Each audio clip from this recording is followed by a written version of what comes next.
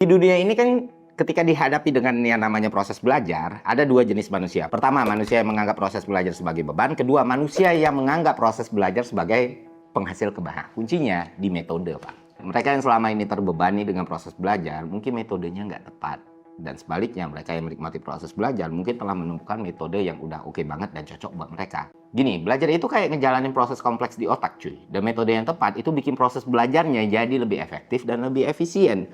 Ada beberapa alasan kenapa penting banget buat pakai metode yang sesuai. Karena otak kita bekerja dengan cara tertentu. Otak kita punya mekanisme spesifik dalam mengolah, menyimpan, atau mengingat informasi. Lalu, kalau metode belajarnya nggak sesuai sama cara kerja otak, informasi bakal sulit banget dipahami atau bahkan diingat. Dan ketika metodenya tepat, semua potensi yang lo punya itu bisa terbuka. Kenapa? Karena pada akhirnya proses belajar yang lo jalani, apapun medionya, apapun bentuknya, itu bukan jadi satu beban lagi buat lo, tapi nilai tambah gitu. Bayangkan ketika lo nggak ngerasa terbebani dengan belajar sesuatu yang baru, seberapa besar potensi yang bisa lu maksimalkan. Metode belajar ini banyak banget, teman-teman. Ada namanya Feynman Teknik ya, yang fokus pada konsep, simplifikasi, identifikasi, dan lain sebagainya. Nah, salah satu orang yang gue kenal yang paling bikin gue kagum adalah Agung Hapsaya. Setiap kali gue bertemu dengan beliau, selalu ada hal baru yang dia pelajarin dan dia kuasai, dari mulai editing video, pengolahan aset 3D, app development, programming, sampai knowledge soal politik. Dan skill set itu dia peroleh tanpa melalui pendidikan formal. Waktu gue tanya ke dia, kok bisa?